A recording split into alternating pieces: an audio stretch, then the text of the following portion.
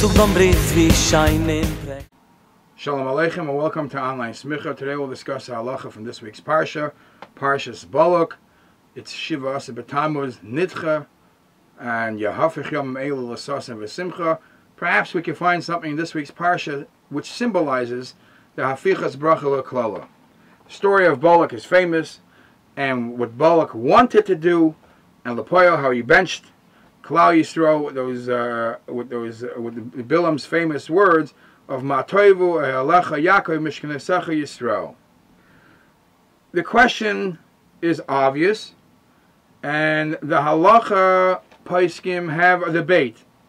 You know that in the Siddur it's set up that right in the beginning of davening, when you come to shul, you say these words, Ma'toivu Alecha Yaakov Mishkanesecha Yisrael. And the question is, after all, Bilam said it. Why are we starting our day, even if it meant well, even if it turned out to be well, but why are we starting a day with something that a Rasha like Bilam did? So to understand this, the Gemara says in Sanhedrin, Vayasam davar b'fi Bilam, Rabbi Elazar Eimer Malach, Rabbi Yochanan Amar Chaka, Amar Rabbi Yochanan, Mir Bilchasei Shalaisei Rasha, Atalamed Mahaya Baliboy. From what he in Lepoyo he said, for what Bilam said in reality, you really could understand what he wanted to say.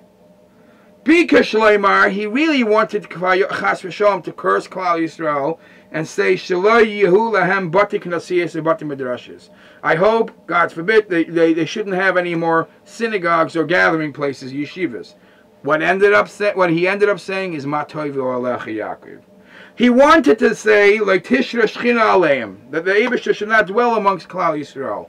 What did he say? Mishkanesecha Yisrael. And the Gemara goes on and on and on to say, all the things from what he said, you could see what he intended to say, how bad it was. And it all turned around to be a bracha. He said a bracha. Amar Rab Abba bar Kahana. So after the whole description of each one of them, what he meant to say and what he said, how he ended up saying a bracha. Amar Rab Abba bar Kahana. So Rab Abba bar Kahana says, Kulam chazru l'klala. Rachmana l'tzlan, even though he said a bracha, but all of them, somewhere during history of Klal Yisrael, the klala part, Rachmana l'tzlan, happened too.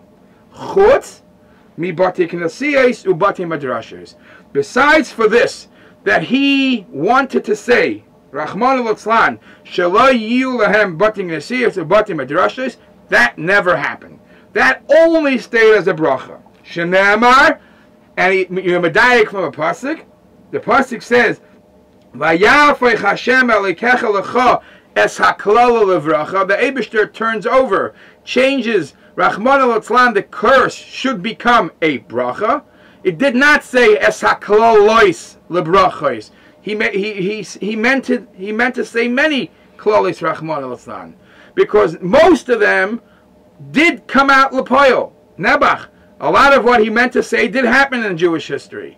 But klala, one klala, was for sure changed over to bracha.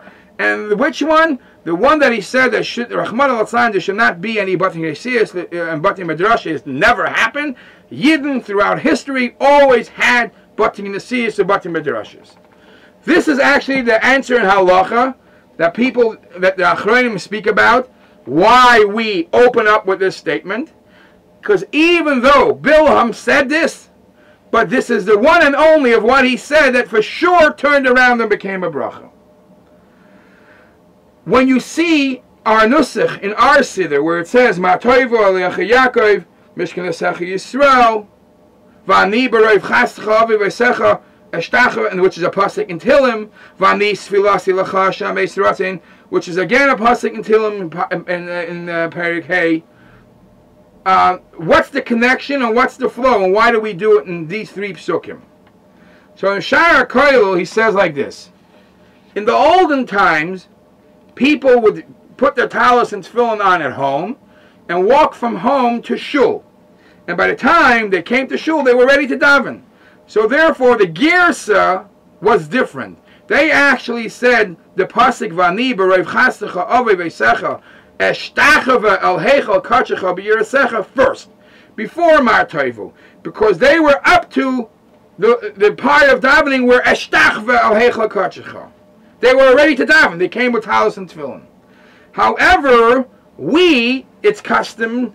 Our custom is now that we come to shul, and in shul we put on a talis and tefillin. So the first thing that we are doing is we're thanking the fact that we have a shul.